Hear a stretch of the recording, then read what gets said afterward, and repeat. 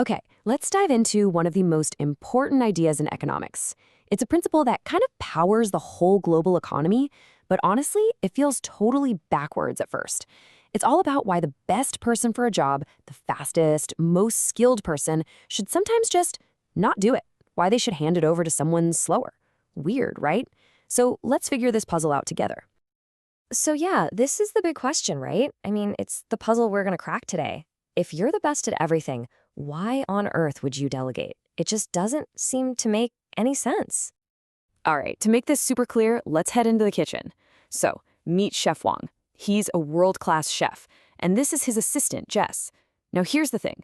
Chef Wang can chop tomatoes twice as fast as Jess. I mean, he's a pro, and yet he turns to her and asks her to do the chopping.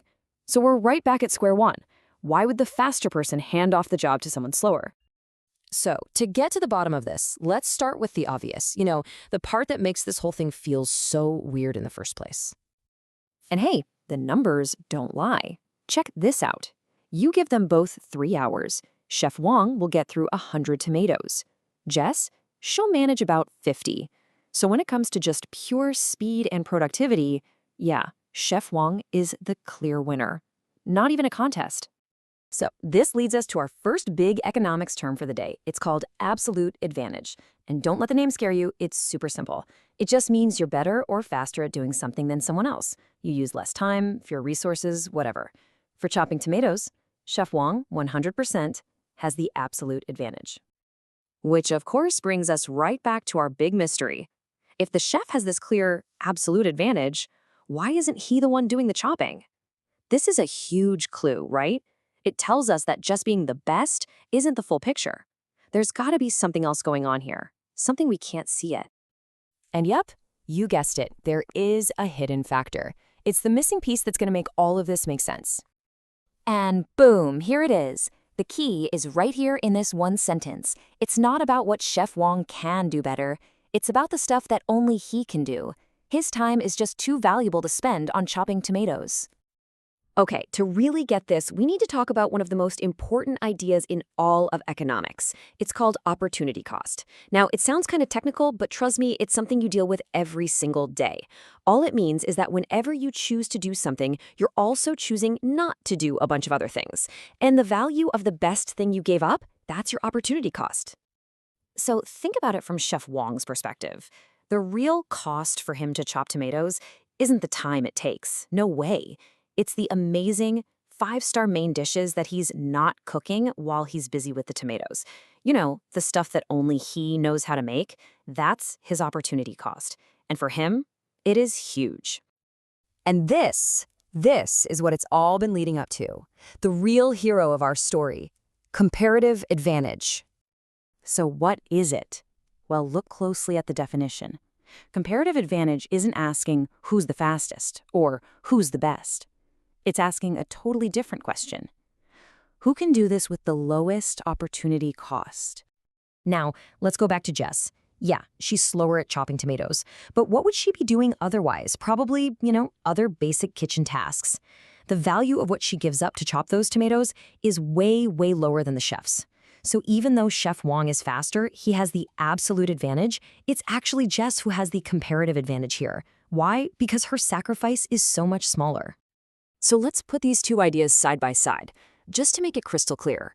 Absolute advantage is all about who's more productive, but comparative advantage, that's about who gives up less. See the difference? One is about pure skill, the other is all about opportunity cost, and that changes everything. Okay, so if you get what's happening in this kitchen, you basically get the foundation of the entire global economy. Seriously, it's like the whole world is just one giant kitchen. So let's scale this idea up and see how it works with countries. All right, imagine we've got 2 countries. Let's just call them Country A and Country B.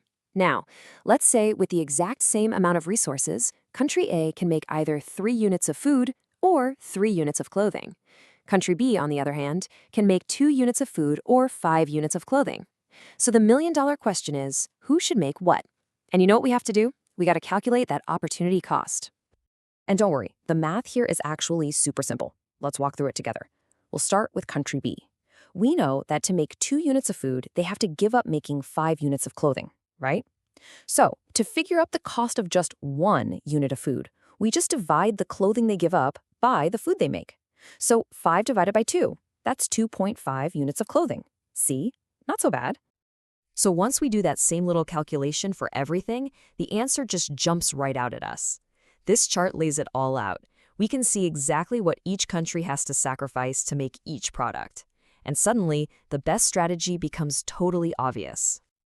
So what's the takeaway here? Well, country A has a lower opportunity cost for making food, so they have the comparative advantage in food. And country B, they have a lower opportunity cost for making clothing, so that's their comparative advantage. The path forward is crystal clear. Country A should focus on food, country B should focus on clothing, and then they should trade with each other. Okay, so they should specialize and trade. But so what? Why does that matter? Well, this is where we see the real magic of this idea. Because here's the amazing part. When each country specializes like this, when A makes all the food and B makes all the clothing, and then they trade, the total amount of stuff produced in the world is way more than if they both tried to be self-sufficient.